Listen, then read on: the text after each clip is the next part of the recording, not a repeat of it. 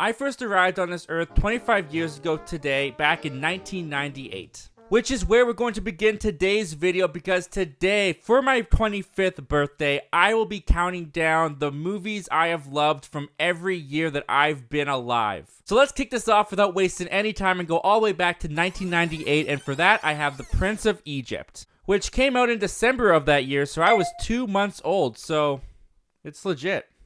DreamWorks' gorgeous animated movie telling the story of Moses being led by God to save his people from the hand of Pharaoh in Egypt, as documented in the book of Exodus in the Holy Bible, is a movie that still has me in awe to this day. With a fantastic voice cast, epic scale to the story, and very catchy songs, Prince of Egypt is probably my favorite biblical epic of all time. And what a movie to welcome me into the world with. Moving on up to 1999, I've got Toy Story 2. My mom tells me that this is the very first movie I ever saw in theaters. I have no memory of that. But to this day, Toy Story 2 brings me back to being a kid. This is Pixar firing on all cylinders at the start of their reign in Hollywood.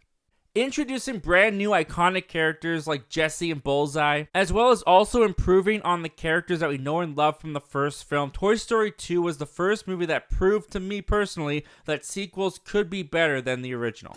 For the year 2000, I've got Castaway. Stories of characters being isolated in one location has always interested me, and I think you can trace that all the way back to the first time that I watched Castaway. Tom Hanks gives a stellar masterclass in acting, with 90% of the movie simply working off of his performance, as he's the only one on screen. That is, of course, until you add his sidekick Wilson in the form of a volleyball, and you have a movie that fascinates me, endears me, and rips my heart out by the end of its 2.5-hour running time. 2001 gave us the gift of Peter Jackson's Fellowship of the Ring. Now, admittedly, I am not the most hardcore Lord of the Rings fan, but this first outing of Tolkien's work by Peter Jackson was nothing short of awe-inspiring and jaw-dropping. From its impressive filmmaking and groundbreaking techniques, the movie also carries the heart, thrills, and adventure a journey through Middle-earth requires. I get so wrapped up in these characters, in this story, in this world that Tolkien has built that Peter Jackson is bringing to life. It all comes together like lightning in a bottle, and it makes for an unforgettable movie experience. Heading over to 2002, I've got Sam Raimi's first Spider-Man movie. Sam Raimi and Tobey Maguire were my real introduction to the Spider-Man character, and with this film, they captured the heart and the heroics that make Spider-Man my favorite fictional character still to this day. The origin story of Peter Parker becoming Spider-Man is told in such a crisp fashion. This movie wastes no time with its pacing. It's an endless joyride that I can rewatch over and over and over again. Plus, you got Willem Dafoe in there as the Green Goblin as the icing on the cake. I love Spider-Man 2002.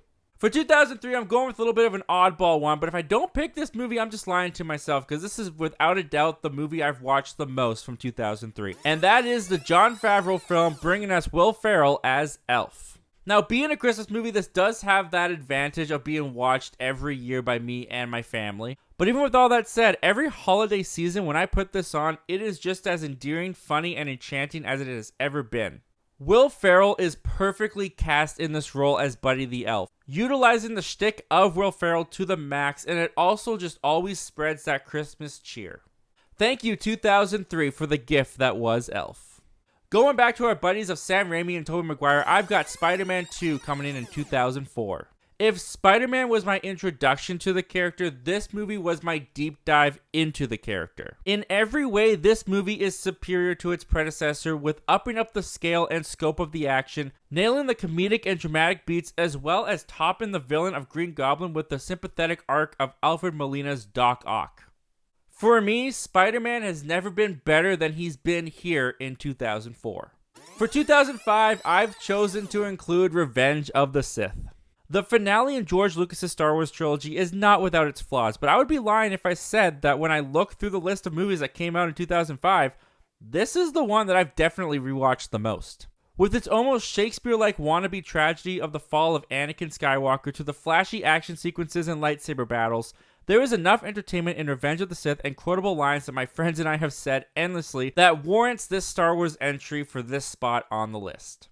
For 2006, I'm going with The Departed. This Martin Scorsese's crime drama of an undercover cop infiltrating a gang in Boston enthralls me every time that I watch it. With an all-star cast of Leonardo DiCaprio, Jack Nicholson, Matt Damon, and Mark Wahlberg, the talent in front as well as behind the camera came together so incredibly well to create my favorite movie of 2006.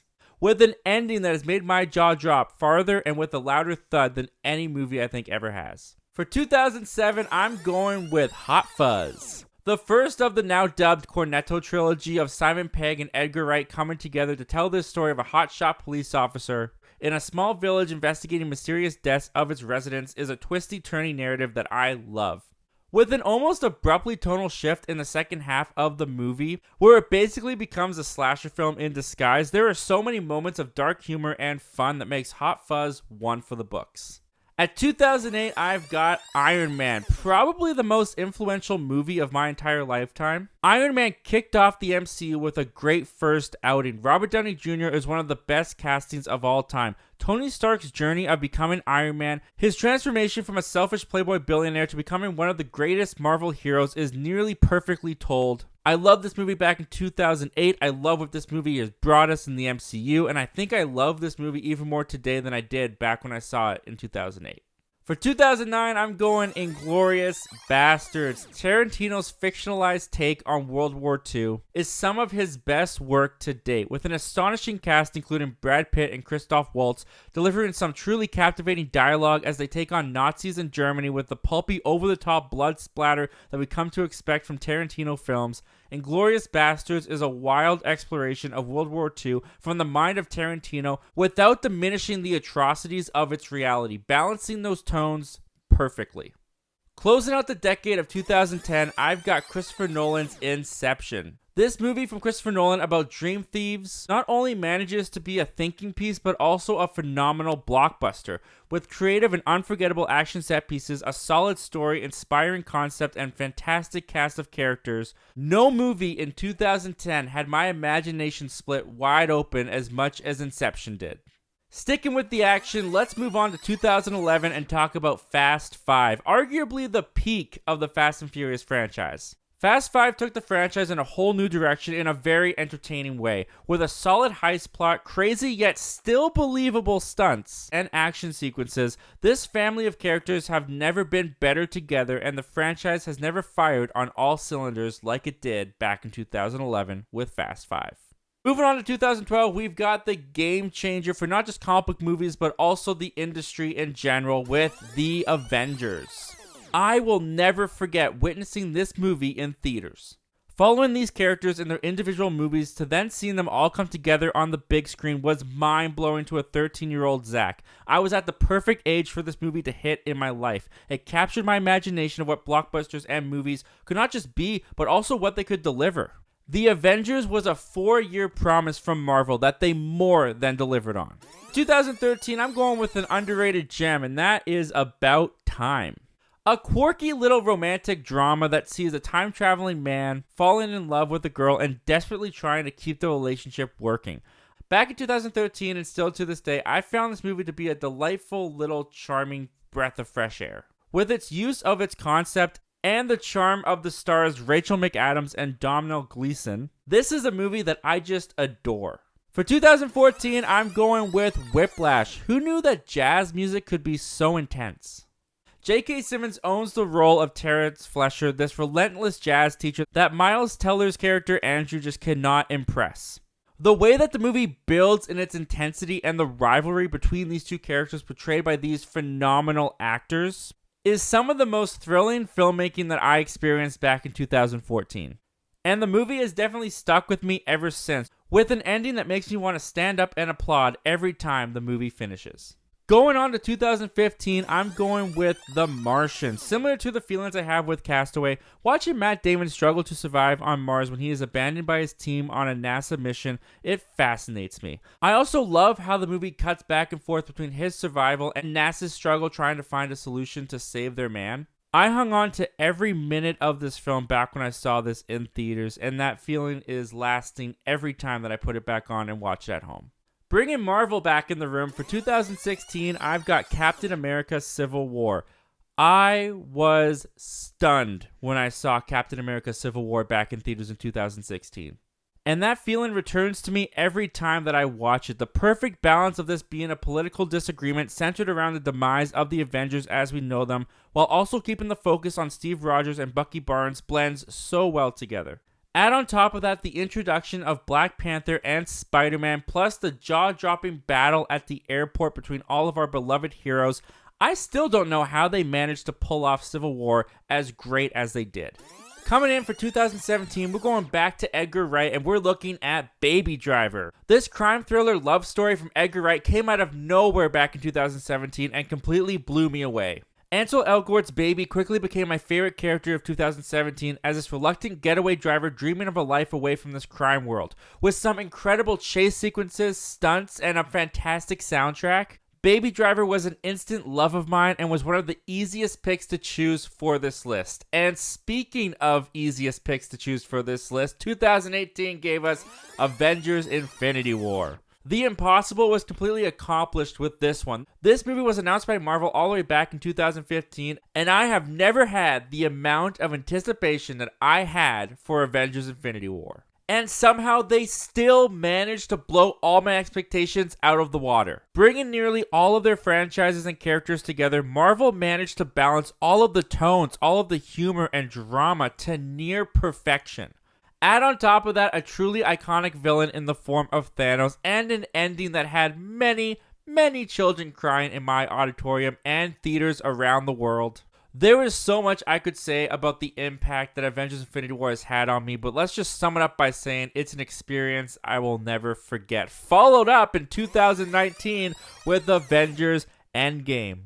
That's right, following up Infinity War, it once again seemed impossible for Marvel to meet expectations, let alone surpass my expectations. Like the previous year, I was completely blown away, like the dust from Thanos' snap at Endgame. Bringing this 23-movie narrative to a close and ending character stories such as Iron Man and Captain America to a more than satisfying conclusion, Endgame is a monumental movie in my lifetime of being a movie fan. I will never, ever forget this movie and my love for it.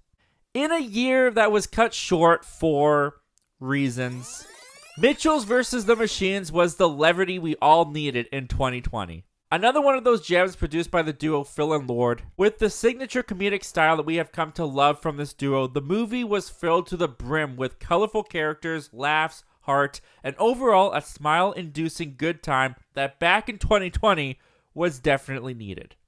Coming out in 2021 was simply a dream come true for this Spider-Man fanatic. That's right, it's Spider-Man No Way Home. As a huge fan of Spider-Man, especially Spider-Man on the cinematic screen, this was an indirect celebration of my entire lifetime experience with Spider-Man.